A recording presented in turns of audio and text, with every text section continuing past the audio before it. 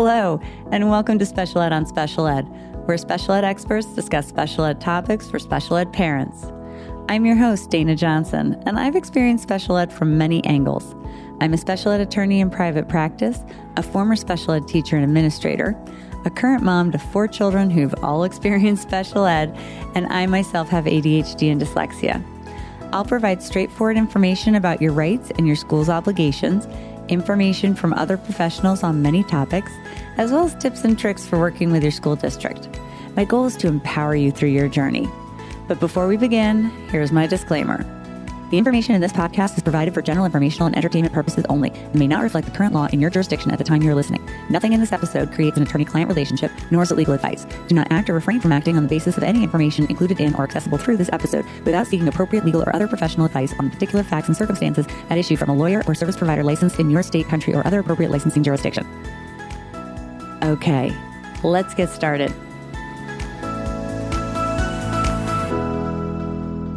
Thank you for joining me today. Today, I have Julie Best and Stacey Tié with me to discuss school boards and, more specifically, why you should be interested in yours. I, as a parent of 4 children, all with disabilities, I am not involved with my school board at all. And I am a special ed attorney, and I know that's not really the right way to go. I tell my parents all the time, get involved with your school district, go to those Board of Ed meetings, and I don't do it. So I'm not able to talk about why you should do it or the benefits of it or why.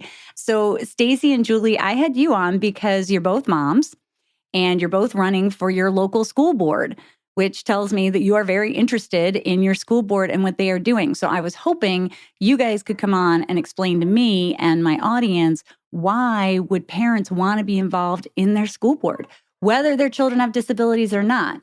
And I'll out you, Stacey. I know you have some kids that have some issues. And so you're familiar with this as Stacey. In full disclosure, Stacey is a special education advocate in my office. If you listen to my podcast, you've heard her many times, and she'll be back again in the future. But you guys took on this huge undertaking to run for your school board of education. And tell me a little bit about that. What got you involved? Which one of you wants to start?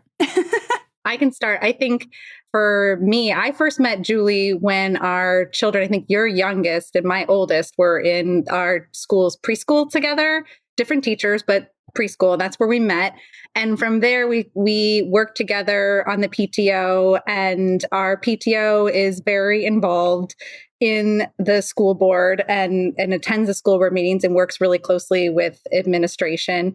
Julie has been in the leadership role on the PTO in our community. So I have benefited from working under her leadership over the past, 7 years that we've known each other, but you've been doing it longer than me. So And I'll take it back even a step further. I was born and raised in New York City, and I went to private school my whole life. And so when my husband and I decided to move to Connecticut with our 3 kids and put them in the public schools were a foreign entity to both of us. Neither one of us had gone to public school ever.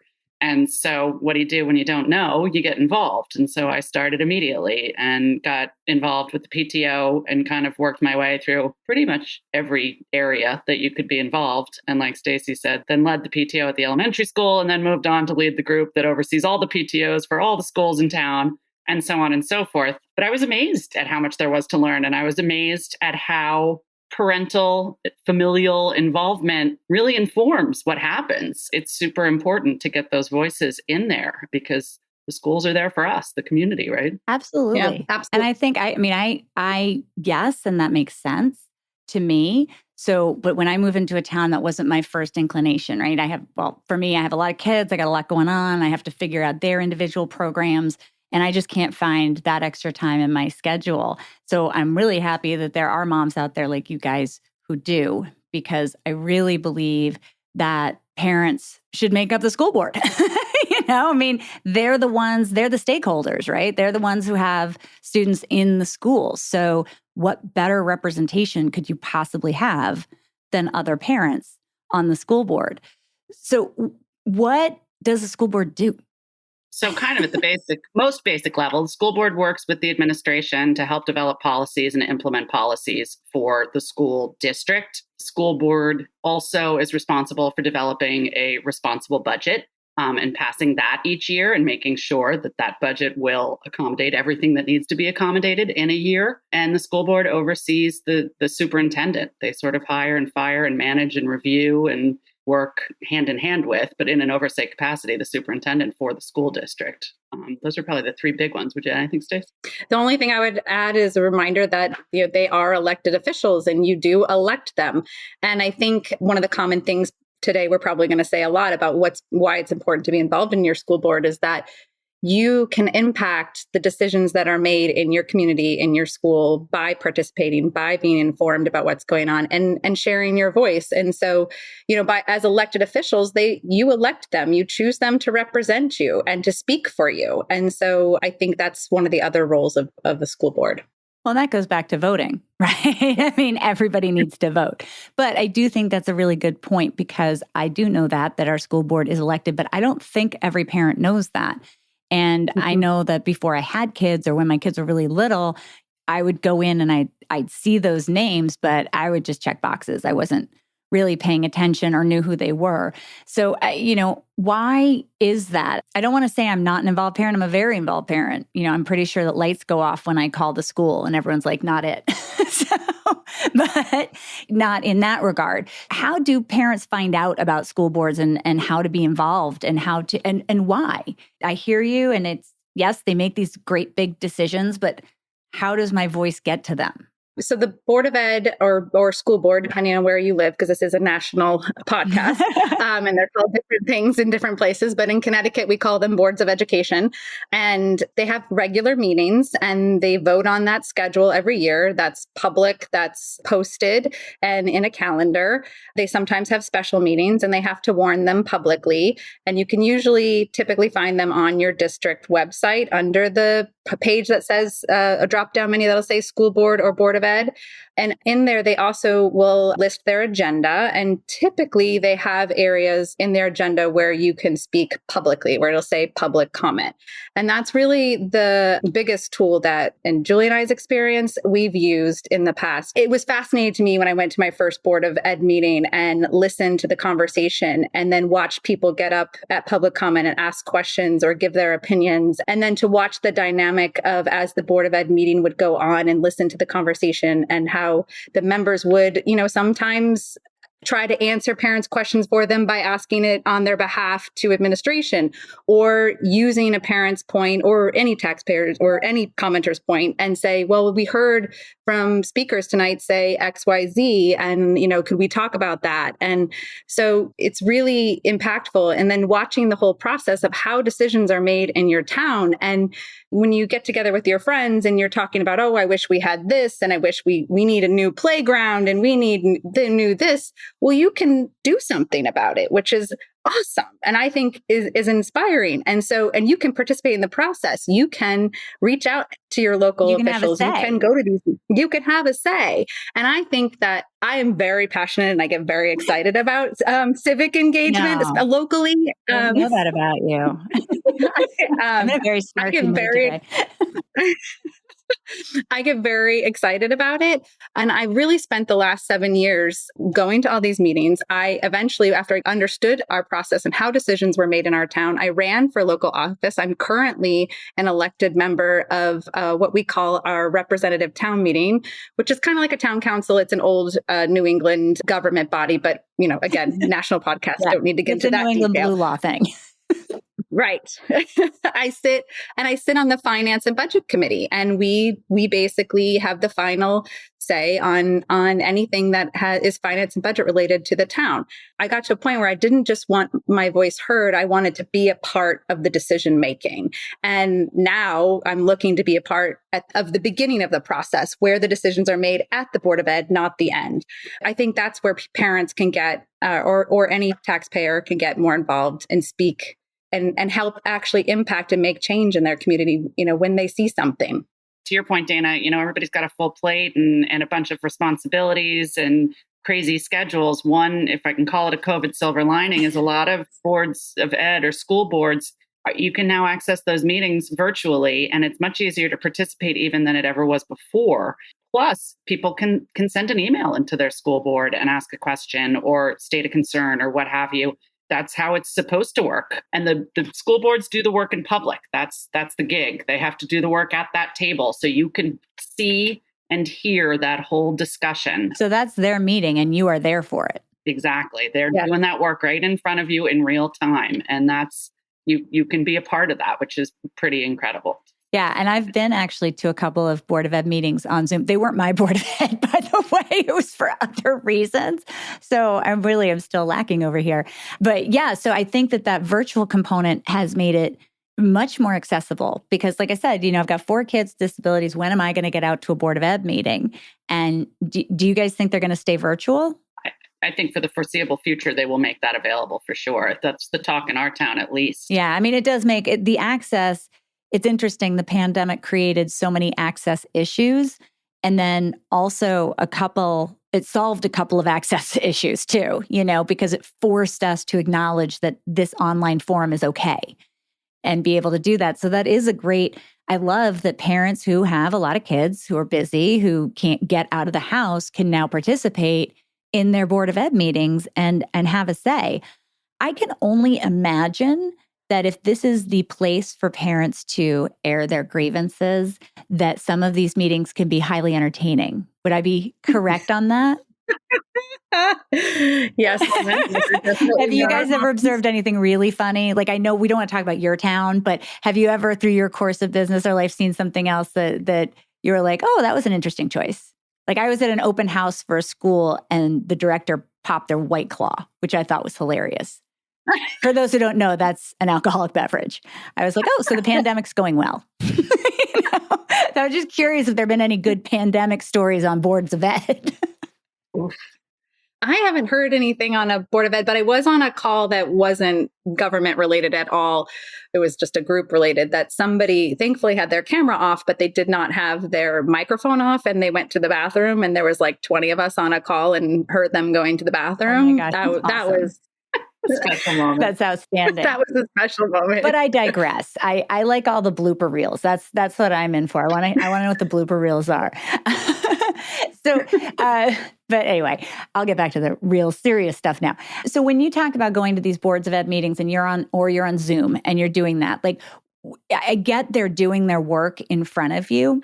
So are you just observing, but how do you get your comment in? Or is there open comment time? Like what's the structure of these meetings? Are they all like this? So in our town, the structure for the school board meetings is that there is public comment at the beginning of the meeting. And anyone is invited to speak. I think you have 3 minutes and you just state your name and your address and you can say your piece. It doesn't necessarily have to be on agenda. And then there is, again, public comment at the end of the meeting.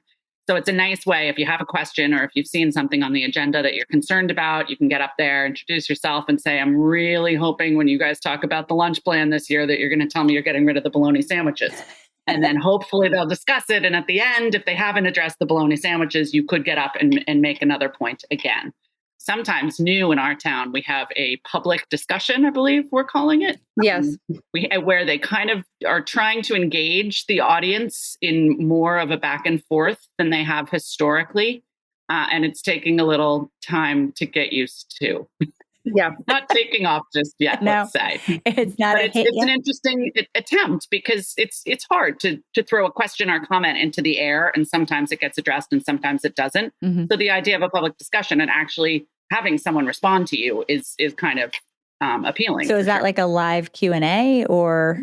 A little bit. It's like an item on the agenda that they know is sort of a hot topic, like the plan for reopening schools. Oh, so that the school board meeting doesn't go for 12 hours. Right. And they'll allow people to ask questions on that topic during that agenda item.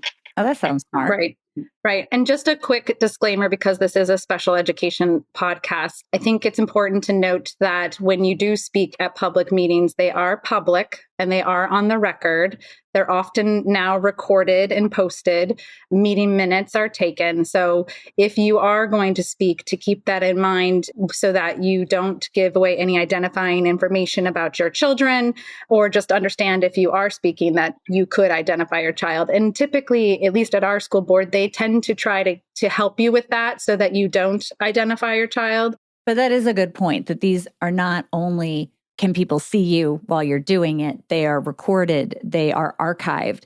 People can go back and watch and rewatch. So yeah, that's a really good point, because I think sometimes we forget, we've gotten so used to this online world that we forget a lot of times what we're doing is being recorded. And so we need to, if it's taken out of context later, it could be problematic. So you want to be cautious, and definitely with confidentiality with children. Absolutely. I've always found it a little interesting because, there's some people in town where you know them, right? You know them no matter what. So how would they raise an issue without drawing attention to themselves? Like if I wanted to bring up an issue, but I was known in my town and I didn't want to, make it public that I wanted that, whatever my position was. So how would I go about doing that? Is there a mechanism for that? An anonymous mechanism.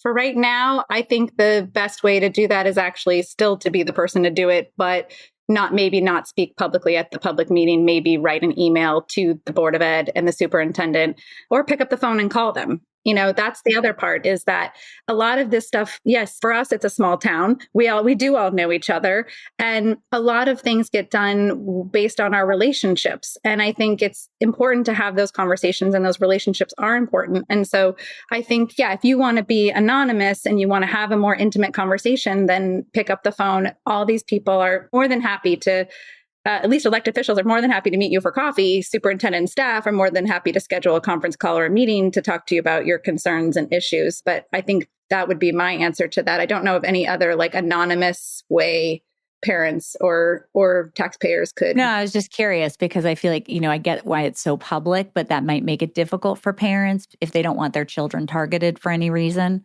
And we always hope the kids aren't targeted, but I think we all know that does happen sometimes. So you got to be careful. Sometimes that can make it difficult to speak up. It's also important to note that when you do email the board, that there's a technicality on their emails being public, that they're FOIA-able.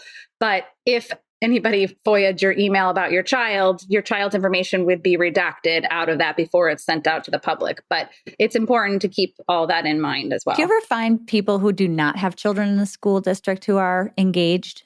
Yes. Really? Oh, really? Yeah. And what would be, I can see a benefit to that. I don't want to live around stupid people, so I'd like them all to have a good education. But, that just as a general taxpayer, I can see that. But so what do you find is the driving force for people who do not have children in the public school system? It's an interesting question. There have been some, and I've wondered about that. I would say that our schools are one of the biggest assets in our town, and it's a huge contributor to our property values. So any taxpayer who lives in our town would certainly have a vested interest in helping our schools be as good and strong and reputable as possible. So I do think that there are some folks who think I have skills or I have something to offer here and I could improve them regardless of whether or not they have kids or have kids in district. We have had school board members whose kids are in private school, for example, and in the district. Interesting. Yeah. And, it's an interesting perspective. And sometimes they bring other talents. They might have a law degree or they might have a background in education. And this is a way. That's the other thing I was going to ask. Is there are they all educators? Are they all people with education backgrounds? Are they all parents? Because some random Yahoo just move into town and run for the Board of Ed and just be a voice. Yes. Yes. Anyone can run for the Board of Education in their town or their school board in their town. Is that you are a resident. The only requirement is that you are a resident. Yeah. Yep. Yeah, that sounds interesting to me. I've always wondered. I guess that makes sense because especially in a town like yours where the school district is one of the huge draws to it. I know there are other districts where that might not be the case, but I could see an interest in, I think schools are always an issue around property taxes, right? So doesn't everyone always want their school district to be good? I would think, I would hope. I do find that sometimes people without children in the school system, if you don't have an understanding on any level of how it works, then it might be hard to understand why budgets are the way that they are and stuff like that. Because I do know that and even as an attorney who practiced, a former teacher and an attorney, I don't even understand all of it, and I've been around it for a really long time. So that's why being an elected official, even on the school board, you have to take into account the entire town and everybody and all the demographics. And so when you do put together a budget, you do want to make sure it is at first everything that, helps all children. And it's everything that is needed to run the school for the next school year. But you also want to make sure that they're fiscally responsible because you want to make sure you're taking care of all demographics. And I found that, people who don't have children in school or they have children in private schools, they still care about the schools for the reasons Julie said. But also the other thing, I've learned a lot of historical knowledge from them about our town, things we've tried that didn't work, or things we tried that we did really well, and then we didn't have a need for it anymore. So I found historical knowledge from some people who have lived in town for a long time really valuable in helping make decisions as well. That's a really good point, because there's no need to reinvent the wheel. I mean, populations change and your residents will change, so your needs will change. But that's a really good point. If there is things that have been tried, you don't want to be doing it all again just for fun. What have you found, I guess, through your personal experiences and in being involved with your school boards? What are some examples of things that you feel you've been able to accomplish? Well, I'd say there are a number of things that we've been able to accomplish or have a hand in, which is terrific. That's wonderful. And I would say one example would be additional psychologists at the elementary schools, which was an item that was proposed a couple of years ago. And the budget was going to include adding a psychologist to each elementary school. And it was a big ticket item. It had a big price tag. Anytime you add full-time employees, you're adding a big expense for a long period of time. And so it took a lot of work to get people on board with that. But I think that from our end, we were able to get a lot of parents and a lot of input and a lot of information shared that helped make it really clear that this was a critical need already and for the future, and how that this could help us at the younger levels so that the older kids hopefully won't be facing some of the crises and needs that we were already seeing at this stage of the game. So as a preventive measure as well. And we did get it through. Do you find that COVID switched the needs significantly? I'm just thinking, because you said psychologists, and I know that you're saying those were needed beforehand. A lot of schools really we have a lot of schools, at least in Connecticut, that believe they're trauma informed with a lack of evidence to support it. So, do you find that? I found that, we passed the psychologist and they started the second psychologist. They started this the fall of 2019. So I had them in place. And so when, March 2020 happened, we had them there, and it was huge. It was crucial for all the reasons that we all already know, and then some. I even had a principal that called me in the middle of the pandemic, when we were shut down for the first time. And she said, "I'm so thankful we got this through, because I don't know how we would be getting through this crisis right now without them." They were crucial. So the psychologist was a huge example. It was something that we were very passionate about, Julie and I, and a lot of parents. And part of being, in the roles in the PTO, the umbrella organization that Julie talked about of over all of our PTOs. PTOs are by nature are very involved with their administration. They meet with them regularly. You develop a relationship with your administrator that way. Wait, the PTOs are the parent teacher organizations. That's like our old PTAs. Yes. Why are we organizations and not associations anymore? Do we know? Go ahead, Julie. It's a technical thing, basically. Okay. You have to be an LLC, I think. Is it an LLC? Yes. In order to be a PTA, and a PTO is not.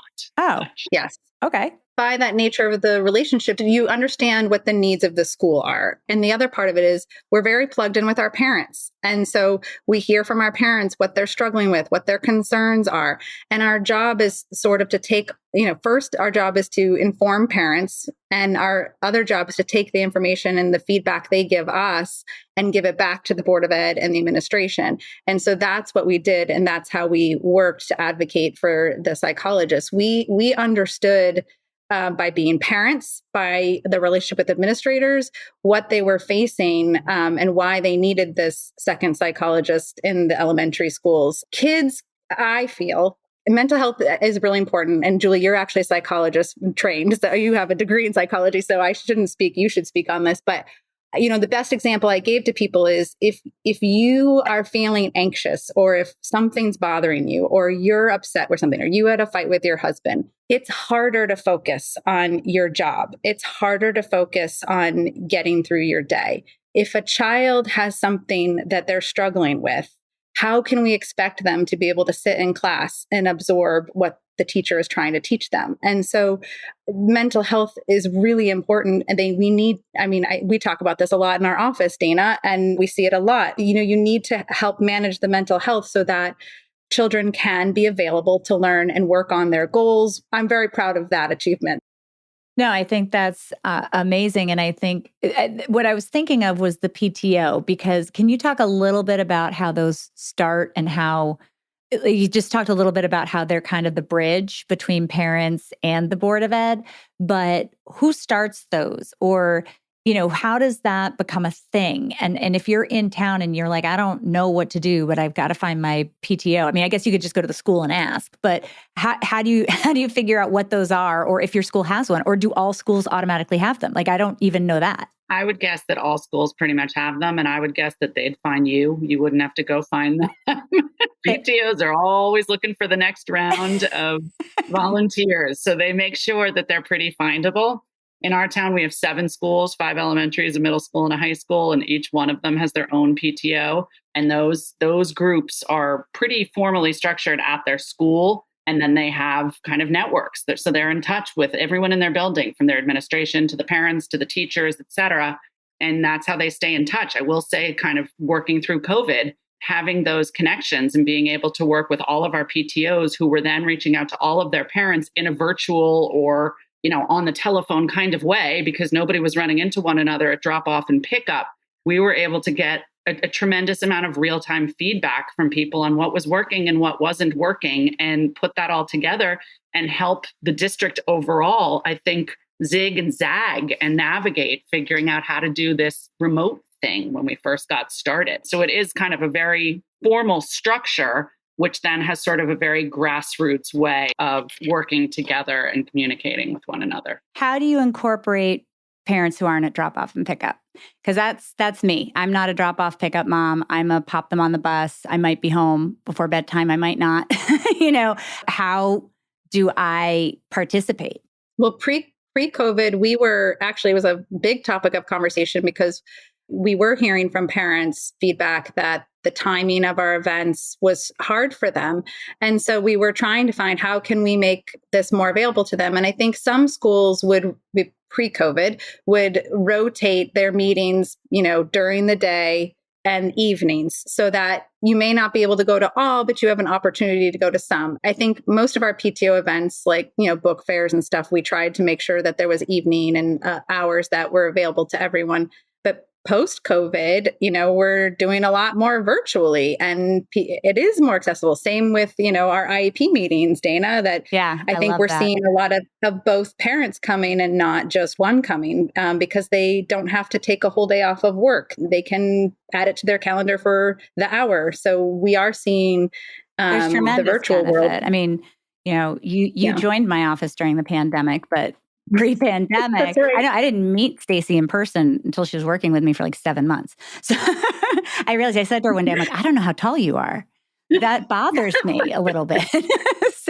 But no, I do think that there is, again, to your point, Julie, the pandemic positives, I guess, that's what I've been calling them. I don't like to think of anything, there isn't anything positive out of it, but the things that are coming to fruition is this whole virtual world. And my office has been virtual for a while. I couldn't go to meetings virtually, but I didn't have a brick and mortar office. So I was more prepared to slide into that role than I think a lot of places and people. But I do think now that it's normal to all of us, there are huge benefits. Like you said, people can now go to their Board of Ed meetings. Right.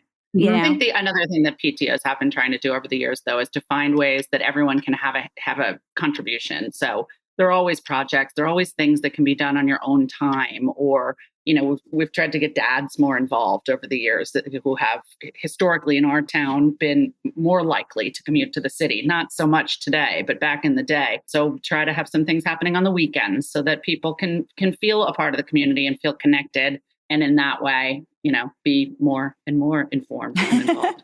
Yeah. Hopefully. Well, and I think, and this is a special ed podcast, so I'm always thinking about special ed, and that is always a hot ticket item, no matter when it comes up or what aspect of it comes up.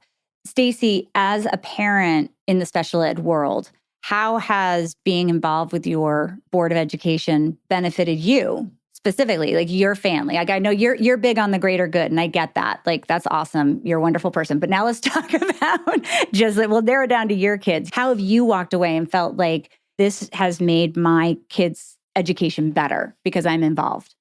I think that I have a better understanding. I'm informed. I joke in the last 7 years, but it's actually true. It's not a joke. I've only missed 3 Board of Education meetings in the last 7 years. So that might be the number I've been to. I think how my children have directly benefited, or me as a parent, is I'm informed. I understand what's happening, the conversations that are going on. I understand what they're working on and what they're working towards. I understand the issues that they're facing and the different ways that they're looking at how to work on those issues. And so when I do go to the IEP room for my children, I have that in mind and I understand how decisions are made. And so I can go to the IEP room. I'm not an educator. I don't know every day what they're facing, but I can try to understand and be more empathetical. And I can make more and I can ask better questions of my team. And I can make more informed decisions with my team. And I think they're not spending a lot of time sort of educating me on the nuances, and they're, we can kind of get right into the nitty gritty. That's a good point. And I actually, now that you say that, because when we started working together, that's when I became much more aware of school boards and their importance. And I know that sounds silly because I'm a special ed attorney. Don't get me wrong. I totally understood that. It's just that to me, it was over there. Do you know what I mean? That wasn't my realm.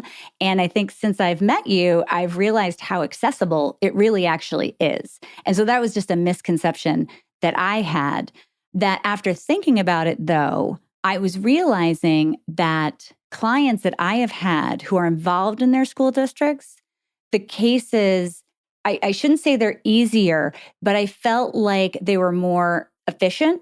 We weren't spending a lot of time arguing for things that you shouldn't be arguing for. You know what I'm saying? Like I didn't have to educate my client on very specific nuances of how the school works because it may sound like a really simple thing to switch the para, but it's not.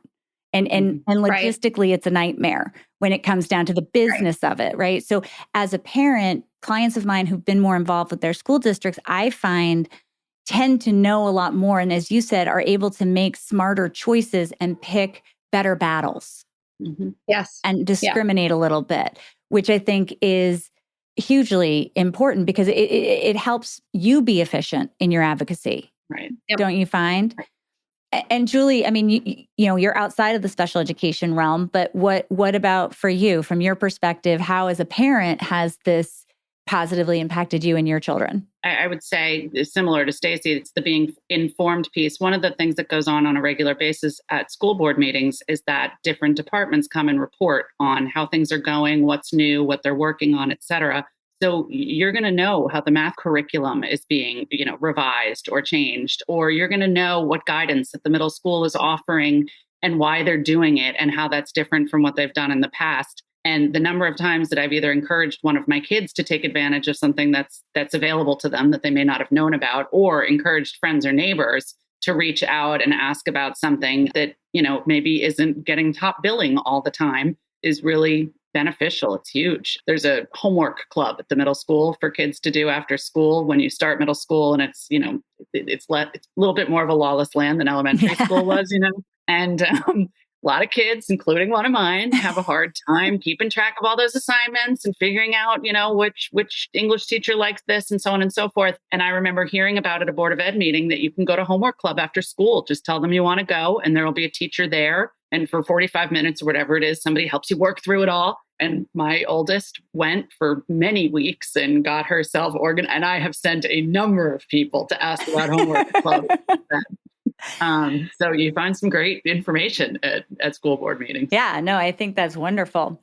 So now you two are running for the school board. Why? Why did you decide it had to be you? Well, I guess I'll speak first. I've spent more than 10 years now working my way through the PTOs, and I've worked with a variety of administrations, elementary, middle, high school administration. I've worked with the district administration. I've worked with parents at all levels of the schools. I've learned a tremendous amount and found that I have a passion for it. I do have a degree in psychology. I definitely like to understand how things work and why they work. Yes, I don't think I properly introduced you because I was focused on you running for the school board, so I didn't get to that part. No worries whatsoever. I mean, I also have a degree in French. That's not so helpple here, but well, you never know. I think people think until we talk about French curriculum, Julie, curriculum. Then you're going to own it. No. But no, I feel like I've learned so much and I'm so interested in it. It just seems like the obvious next step, quite honestly. I've been sitting in this room for years and I know what's going on and I know all these exciting things that we're trying to start working on. Stacey and I just spent about 1.5 years, I think, working on the committee that developed the 5-year strategic plan for our school district, which was amazing work. And to be able to be a part of seeing that come to life, I find it incredibly exciting. And I think that I have stuff to offer to the school district. Our schools are great and they could be even better. And I think that I love hearing all of that. Do you find that it's a huge time commitment?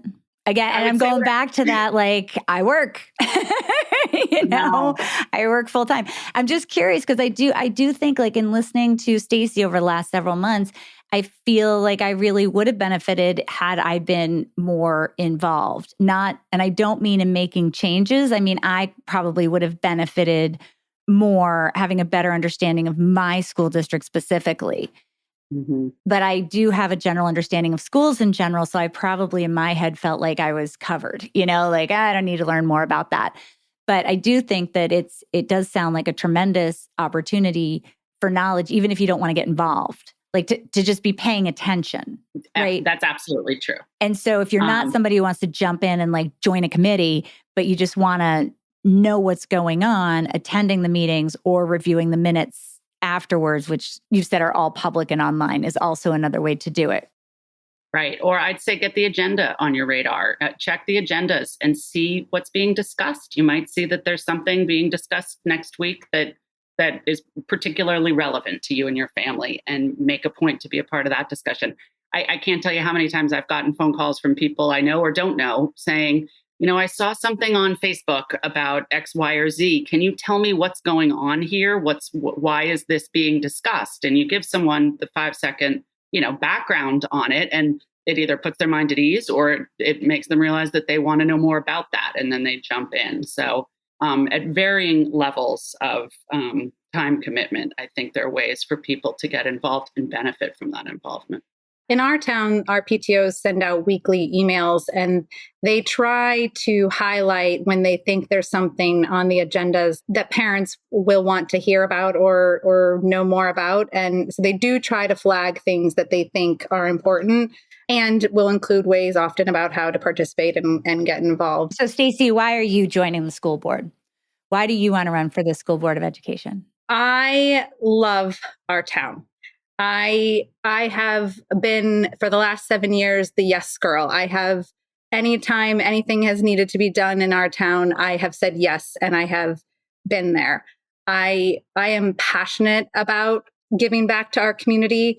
I'm passionate, as I said, about civic engagement and informing people. I really, really want people to know what's going on in our town and have a voice. And our schools are a gem, and our kids are very important to us, and our kids are precious. And, as a professional non-attorney special education advocate, I spend my days educating parents and advocating for children's needs, all while working through issues in a collaborative way with school districts. I'm trained to do this. This is what I've done for Darien involuntarily for the last 7 years. As Julie said, we get phone calls and we try to help parents or people answer their questions and point them in the direction so they can go and have their voice heard. I feel like that's one of my biggest strengths, is listening to people and their concerns and their needs and being able to advocate for those. Also, being a special education non-attorney advocate, I am in a lot of school districts, and I understand a lot of the issues that are facing these districts. and the different ways each district is approaching the issues they are facing. So I can bring that perspective to the table. Julie and I care a lot about children. We care about the person they become when they graduate or leave our school system. And we want them not just ready for college, but we want them ready for life. And we want them to feel secure in who they are. So they're living a fulfilling life. And that's why people should be voting for Julie and I November 2nd. I love it. I'll vote. I can't vote. I don't live there, but I will tell people who live there to vote. So what are some hot topic issues that you think school boards are going to be dealing with in the next year or the next couple of years? Because we all know it's not just next year. Like we're in this for the long haul. Yes, the pandemic and reopening schools safely is still an issue. It's still a topic. And I think, Dana, what we've talked about in our office, and I've shared with Julie because she's a good friend and we talk a lot, and through our roles for PTO, we're talking about what children are facing. We have seen this year literacy struggles, mental health struggles, social skills struggles. And our school district has started to see those issues as well and have started to come up with some strategies to remediate that. They are going to hire another psychologist and they're hiring literacy specialists. And of course, when I hear that, the first thing I want to ask what kind of training and background. Right. And that would be the question I would be asking as a board member. That's a really good point. And I'm going to actually stop you because I think that's so important, is that when you hear your school board is hiring a new position, if you yourself cannot tell me exactly what the credentials are for that position, then you better go find out. Mm-hmm. Because I don't know what a literacy specialist is, right? So if my school is going to spend money on hiring a literacy specialist, I want to make sure they have some credentials that put them in that position. I've heard that as an issue too before, where schools are then saying, okay, we're going to meet the need by hiring somebody, but everyone's so excited they're hiring someone, no one bothers to look and say, oh, is this person the right person? Right. So that's critical. That's a key part of being on the board is to vet decisions, right? And to make sure that the right questions are being asked as decisions are being made, for sure. Yeah, there are definitely some districts I have some follow-up questions for after being at IEP meetings. But I think you're right. I think mental health, literacy, all of those issues are new. Just because last week, I actually recorded it a couple hours ago, but when this airs, it will have been last week, I will have had a discussion with a family that is in a unique position where the child can't go to school because of COVID, because if he comes home and gives it to his mother will die. She won't get sick. She won't be hospitalized. She'll die. And their school district is not willing to offer distance learning as an option. And I'm just curious, since you're running for school board and we're not ending the pandemic. We're somewhere in the pandemic. We don't know where yet. That will be determined in 100 years where we are in the midst of this pandemic. But how do you guys feel about there are ongoing problems from the pandemic that, we have kids who can't go back to school still. How are we handling them? I'm surprised that a district is able to say that they can't accommodate that, because I would expect that they would have to find a way to provide an education to this child that would be safe and available. The state does not seem to think so. They dismissed their complaint. Wow. That's shocking to me. It's a big wow. We were at our school board last night in the audience, and they announced that remote learning was only going to be available for children with IEPs. Mm-hmm. And so it was going to be a PPT decision, which is great for that demographic. But if you don't have an IEP, but you have a medical reason, then I think the problem that kids are having is it's a family member, right? So it's not the child themselves that has the issue. And so it's trying to figure out, and I believe it's a discrimination issue, but it's not an argument that's been made yet. So I'm just curious from different school districts, but what people's position is on that. And I think, to the point that we're in this for the long haul, it's not going to be short term.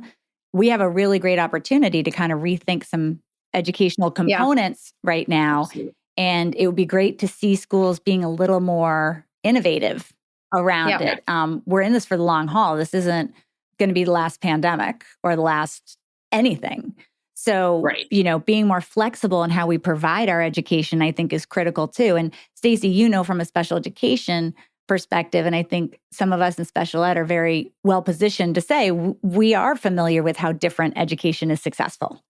right? Because that's how our kids are successful, through different education. So I do think we have an opportunity here to be more. Yeah, when I first heard that remote learning didn't have to be an option, was I think the way it was phrased. It didn't have to be an option, and now it's switched to, we really want you to be in school full time. I mean, I think one of the things we did learn was, it is the preferred way of learning is in person, and remote is not ideal. But if you have a situation like this family where someone is sick, that was my first question was, I really feel like that that's unfortunate. I think that schools should try to be able to figure it out. And if we know now that it is an IEP decision, if you do have a cohort of kids that are, through their IEP decision, are being taught remotely, and again, this is all Connecticut related, right. But there's a disclaimer in my intro you didn't hear, but yeah. I wonder if the school district could work something out with families that want to make that home decision and have that home control over what's best for their family, that they would be able to accommodate that. I mean, for your reasons, yes, a civil rights issue, but also it's just the right thing to do. It's just the right thing to do. I mean, that's sort of where my professional head is. Right. I do think it's discriminatory. I do think there's some legal action that can be taken. I am not the attorney on that matter, but it's just I'm hearing this a lot from parents who have really grave concerns about their child going to school because they have someone susceptible in the house. And, I think where the civil rights part of me comes in is, it's that slippery slope, right? Once we start putting rules on who gets to choose that education or doing it that way, then we have other people who want it. It just becomes a whole big thing. And I give you guys a lot of credit for wanting to be on a school board. I do. I think that's where I'm going with this. I just give you guys a lot of credit for wanting to take all this on. It's a lot. And I really do. We need it. I love how you guys are active in your towns, and you do make sure everyone gets out and votes, even if they're not voting for you, which I love, and making sure that your town is connected and that parents understand what their children are getting for their education and that they are informed. And I think that's really important. I think the pandemic has brought back a little bit of that small town, or that desire for a little more small town feeling and connection, since we lacked it so significantly. So I appreciate you guys coming on and explaining all this to me. Did I miss anything? Is there anything that you guys would like to leave with parents so that they know, other than if you're in Darien, vote for Julie and Stacey? November 2nd in Darien, Connecticut. Please vote for Julie and Stacey. Other than that, get involved with your school board. Yes, that's definitely. Right. Vote and get involved with your school board. Thank you guys so much. I really appreciate you joining me today. Thanks for having us. Thank you so much for joining me today. Please don't forget to follow this podcast so you don't miss any new episodes, and leave a review when you have a chance. If there's anything you want to hear about or comment on, please go to my Facebook page, Special Ed on Special Ed, and find me there. I'll see you next time here on Special Ed on Special Ed. Have a fabulous day. The views expressed in this episode are those of the speakers at the time of the recording and do not necessarily reflect the official policy or position of any other agency, organization, employer, or company, or even that individual today.